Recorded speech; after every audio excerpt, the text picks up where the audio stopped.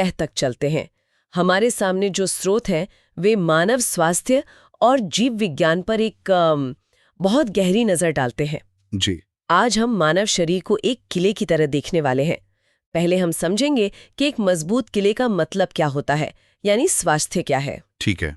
फिर हम देखेंगे कि कौन कौन से दुश्मन मतलब बीमारियां इस पर हमला करती हैं, और अंत में हम मिलेंगे इस किले की सबसे बहादुर सेना से, हमारे इम्यून सिस्टम से।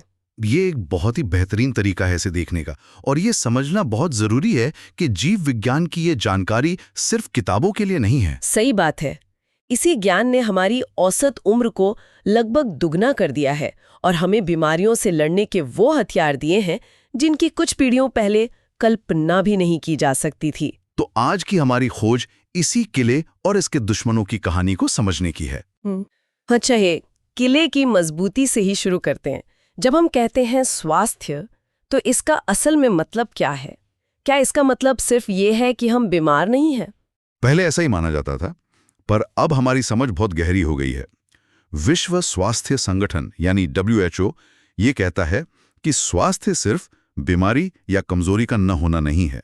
अच्छा। बल्कि ये पूरी तरह से शारीरिक, मानसिक और सामाजिक तौर पर अच्छा महसूस करने की एक स्थिति है। मतलब आप शारीरिक रूप से फिट हों, मानसिक रूप से शांत हों और सामाजिक रूप से भी अच्छा महसूस कर रहे हों। ये तो बहुत ही व्यापक परिभाषा है।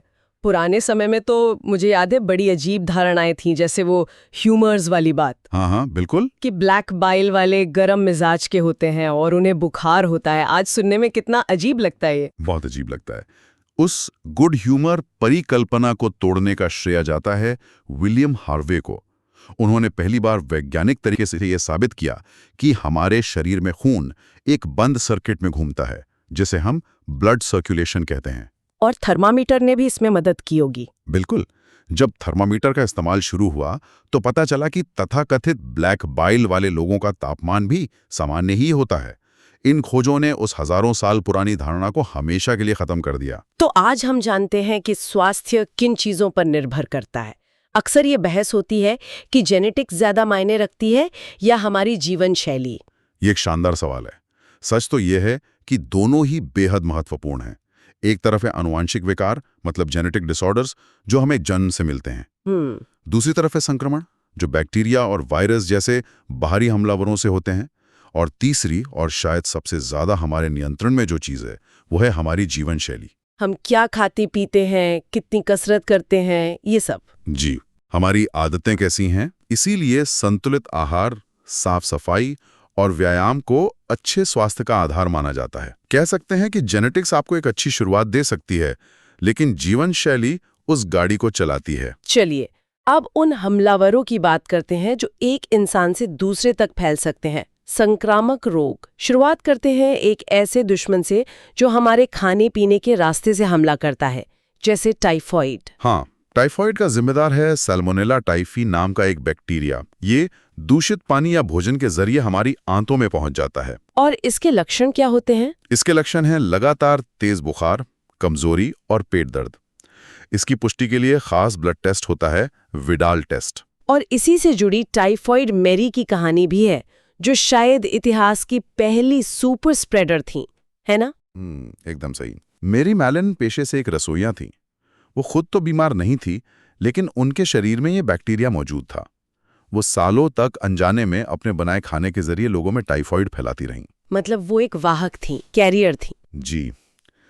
ये केस हमें सिखाता है कि कोई व्यक्ति बिना लक्षण दिखाए भी बीमारी का वाहक हो सकता है। तो टाइफॉइड हमारे पाचन तंत्र पर हमला करता है, लेकिन हमारे शरीर में घुसपैठ का एक और बड़ा रास्ता है, हमारी सांस। मुझे लगता है निमोनिया इसी रास्ते से हमला करता है। बिल्कुल। निमोनिया के पीछे कई तरह के बैक्टीरिया हो सकते हैं, जैसे स्ट्रेप्टोकोकस निमोनिया और हीमोफिलस इन्फ्लुएंजा। नाम उतने जरूरी नहीं है, जरूरी ये समझना है कि ये बैक्टीरिया सीधे हमारे फेफड़ों पर हमला करते हैं। फेफड़ों के अंदर जो हवा की छोटी छोटी थैलियां होती हैं। हाँ, एल्वियोली। ये बैक्टीरिया उनमें जाकर तरल पदार्थ भर देते हैं। इससे सांस लेना मुश्किल हो जाता है। और गंभीर मामलों में तो होंठ और नाखून नीले पड़ जाते हैं। जी, क्योंकि शरीर को पूरी ऑक्सीजन नहीं मिल पाती। ये तो बहुत खतरनाक है। लेकिन एक दुश्मन ऐसा भी है जो न सिर्फ हमला करता है, बल्कि हमारे ही शरीर की कोशिकाओं को हाईजैक कर लेता है। मेरा मतलब है मलेरिया।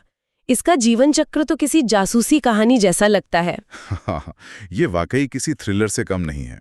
इसका विलन है प्लाज्मोडियम नाम का एक छोटा सा प्रोटोजोआ, जिसे मादा एनोफ्लीज मच्छर हमारे खून में छोड़ जाती हैं। लेकिन ये सीधे हमला नहीं करता है ना? नहीं, यही इसकी चालाकी है। पहले ये चुपचाप हमारे लिवर में जाकर छिप जाता है और वहां अपनी संख्या बढ़ाता है, एक तरह से अपनी सेना तैयार करता है। और जब सेना तैयार हो जाती है तब असली हमला शुरू होता है। हाँ, फिर ये परजीवी लिवर से निकलकर हमारी लाल रक्त कोशिकाओं यानी आरबीसीज पर धावा बोलते हैं।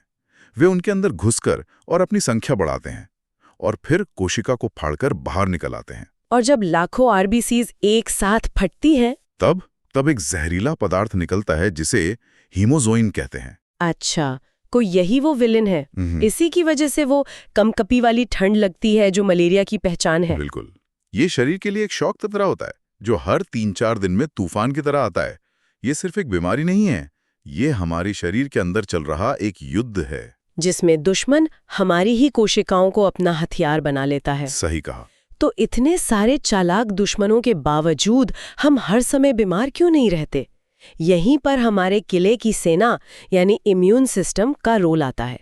ये काम कैसे करता है? देखिए, हमारी प्रतिरक्षा प्रणाली या इम्यून सिस्टम 2 स्तरों पर काम करती है। इसे एक सेना की 2 टुकड़ियों की तरह समझिए। पहली है जन्मजात प्रतिरक्षा यानी इन्नेट इम्यूनिटी। ये हमारी फर्स्ट लाइन ऑफ डिफेंस है, जो जन्म से ही हमारे पास होती है। मतलब किले की बाहरी दीवारें और गेट पर खड़े संतरी। बहुत अच्छा उदाहरण है। इसमें 4 तरह के बैरियर होते हैं। पहला है फिजिकल बैरियर, हमारी त्वचा, जो किसी दीवार की तरह रोगाणुओं को रोकती है। दूसरा है फिजियोलॉजिकल बैरियर, जैसे पेट का एसिड जो दुश्मनों को गला देता है, या आंखों के आंसू जिनमें एंटीबैक्टीरियल एंजाइम होते हैं। और तीसरा है हमारी सेलुलर पुलिस फोर्स, मतलब हमारे खून में गश्त करने वाली श्वेत रक्त कोशिकाएं, जो किसी भी घुसपैठिए को देखते ही उसे खाकर खत्म कर देती हैं। और चौथा बैरियर? चौथा बहुत दिलचस्प है, इसे साइटोकाइन बैरियर कहते हैं। जब कोई वायरस किसी कोशिका पर हमला करता है तो वो कोशिका मरने से पहले इंटरफेरॉन नाम का एक अलार्म सिग्नल छोड़ती है। एक वार्निंग सिग्नल? हाँ, ये सिग्नल आसपास की स्वस्थ कोशिकाओं को आगाह कर देता है कि हमला हो चुका है और वे खुद को वायरस के खिलाफ मजबूत कर लेती हैं। ये एक तरह का बायोलॉजिकल वार्निंग सिस्टम है। उसियों के लिए चेतावनी संदेश छोड़ जाती हैं। ये तो सूक्ष्म स्तर पर गजब का टीम वर्क है। अच्छा, ये तो हुई पहली टुकड़ी। दूसरी टुकड़ी इससे कैसे अलग है? दूसरी टुकड़ी है उपार्जित प्रतिरक्षा यानी एक्वायर्ड इम्यूनिटी। ये हमारी स्पेशल फोर्सेज हैं। ये नॉन स्पेसिफिक नहीं है, बल्कि ये हर दुश्मन को उसके चेहरे से पहचानती है। और इसकी सबसे बड़ी ताकत है स्मृति या मेमोरी।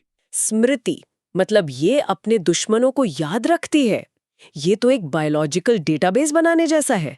मुझे नहीं पता था कि हमारी कोशिकाएं इतनी स्मार्ट होती हैं। हाँ बिल्कुल, जब कोई नया दुश्मन पहली बार हमला करता है तो हमारा शरीर एक प्राइमरी रिस्पॉन्स देता है जो थोड़ा धीमा होता है, लेकिन इस प्रक्रिया में वो उस दुश्मन का एक तरह से पहचान पत्र बना लेता है।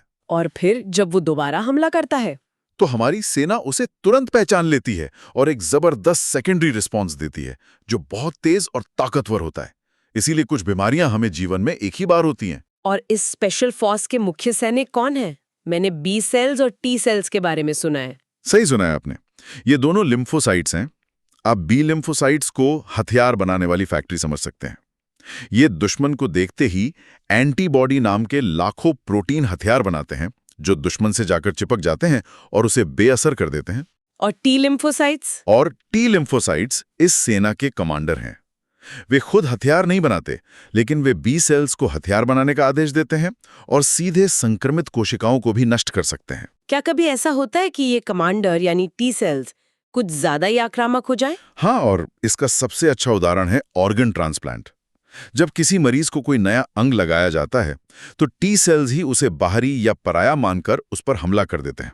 अच्छा, जिसे हम ग्राफ्ट रिजेक्शन कहते हैं। जी, वे इतने वफादार हैं कि वे अपने और पराये में फर्क बहुत अच्छी तरह जानते हैं।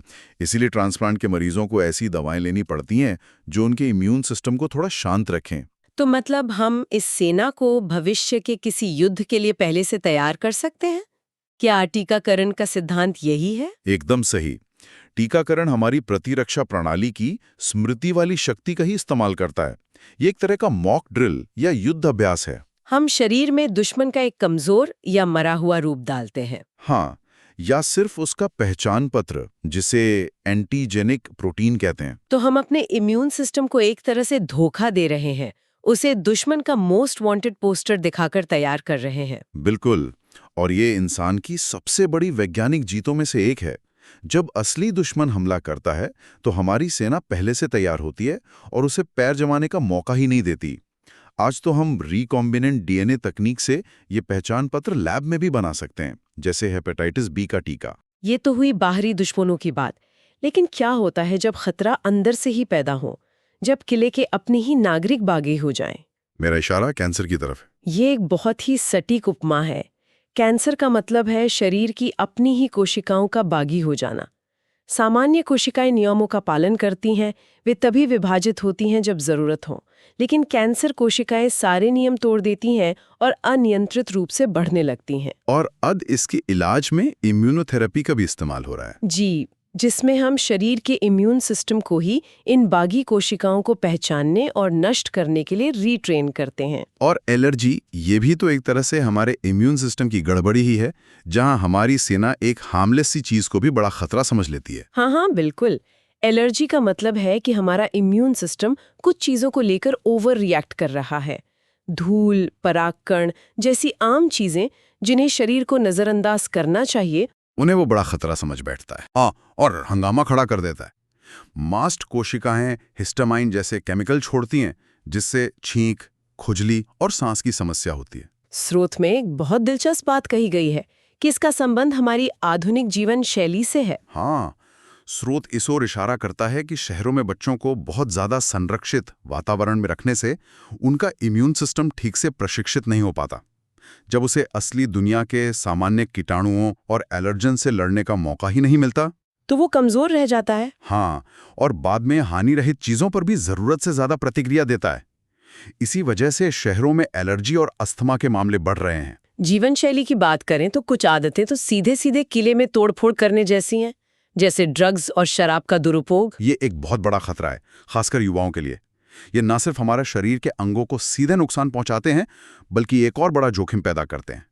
जो लोग नसों में इंजेक्शन से ड्रग्स लेते हैं और सुइयां साझा करते हैं, उनमें एड्स और हेपेटाइटिस बी जैसे खतरनाक वायरस फैलने का खतरा बहुत बढ़ जाता है। बिल्कुल जी, क्योंकि ये वायरस संक्रमित खून के जरिए सीधे एक शरीर से दूसरे में पहुंच जाते हैं। तो इन सभी बाहरी और भीतरी खतरों से बचने के लिए, इस किले को मजबूत बनाए रखने के लिए हम क्या कर सकते हैं? इसके लिए एक बहुस्तरीय रणनीति चाहिए।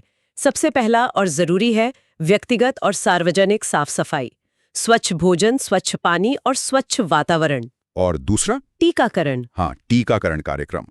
इन्हीं की वजह से हम चेचक को दुनिया से मिटा पाए हैं और पोलियो जैसी बीमारियों को लगभग खत्म कर चुके हैं। और तीसरा है शिक्षा और जागरूकता, खासकर ड्रग्स और शराब जैसी आदतों के बारे में, ताकि लोग सही निर्णय ले सकें। तो आज हमने अपने शरीर रूपी किले की एक शानदार यात्रा की। हमने समझा कि स्वास्थ्य सिर्फ दीवारों की मजबूती नहीं, बल्कि अंदर का संतुलन भी है। हमने टाइफॉइड और मलेरिया जैसे बाहरी हमलावरों से लेकर कैंसर जैसे भीतरी विद्रोहियों तक को जाना।